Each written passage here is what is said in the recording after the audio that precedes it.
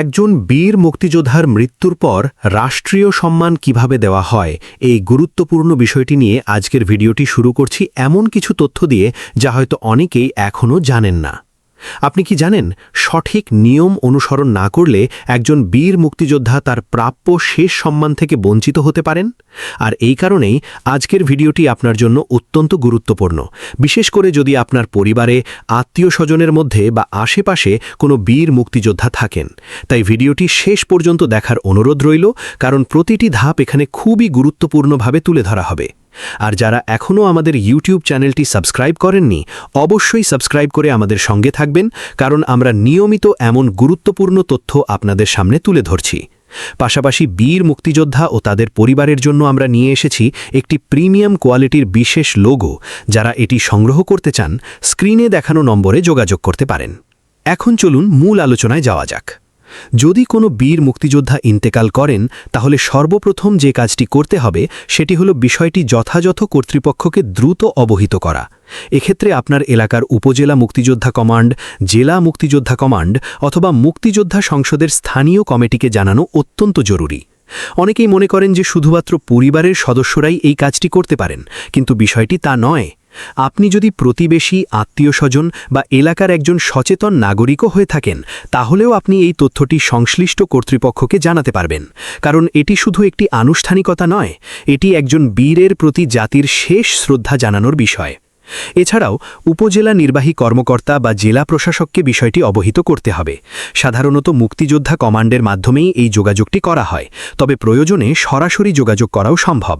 যারা ঢাকায় বসবাস করেন, তাদের ক্ষেত্রে উপজেলা কমান্ড না থাকায় বিষয়টি বাংলাদেশ মুক্তিযোদ্ধা কল্যাণ ট্রাস্টে জানানো গুরুত্বপূর্ণ, বিশেষ করে যুদ্ধাহত বা শহীদ মুক্তিযোদ্ধার ক্ষেত্রে। অনেক সময় দেখা যায় সামাজিক যোগাযোগ মাধ্যম যেমন ফেসবুক বা ইউটিউবের মাধ্যমে আমরা কোনো বীর মুক্তিযোদ্ধার মৃত্যুর খবর পাই। সেক্ষেত্রেও আপনি চুপ না থেকে উদ্যোগ নিতে পারেন।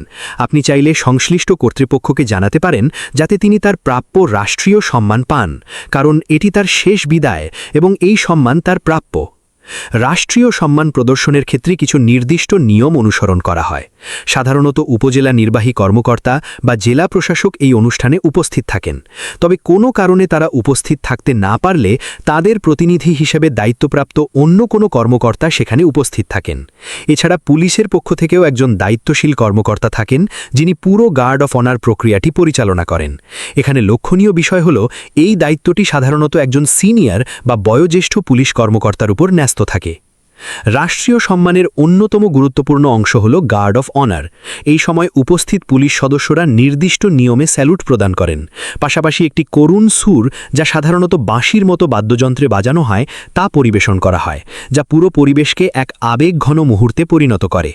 এই সময়টি শুধু একটি আনুষ্ঠানিকতা নয়, বরং এটি একটি জাতির পক্ষ থেকে তার শ্রেষ্ঠ সন্তানকে শেষ বিদায় জানানোর প্রতীক। সবশেষে দাফন ও সৎকারের সময় যেন এই রাষ্ট্রীয় সম্মান যথাযথভাবে সম্পন্ন হয়, সেজন্য সময় মতো জানাজা বা দাফনের সময় নির্ধারণ করাও গুরুত্বপূর্ণ। তাই সংশ্লিষ্ট কর্তৃপক্ষের সঙ্গে আগেই যোগাযোগ করে সময় ঠিক করে নেওয়া উচিত, যাতে সব প্রস্তুতি যথাযথভাবে সম্পন্ন করা যায়। সংক্ষেপে বলতে গেলে, আপনার আশেপাশে কোনো বীর মুক্তিযোদ্ধা মৃত্যুবরণ করলে প্রথমেই উপজেলা বা জেলা মুক্তিযোদ্ধা কমান্ডকে জানাবেন, পাশাপাশি উপজেলা নির্বাহী কর্মকর্তা বা জেলা প্রশাসককে অবহিত করবেন এবং প্রয়োজন অনুযায়ী অন্যান্য সংশ্লিষ্ট সংস্থার সঙ্গে যোগাযোগ রাখবেন। এতে করে নিশ্চিত করা যাবে যে তিনি তার প্রাপ্য রাষ্ট্রীয় সম্মান নিয়ে শেষ বিদায় নিতে পারেন।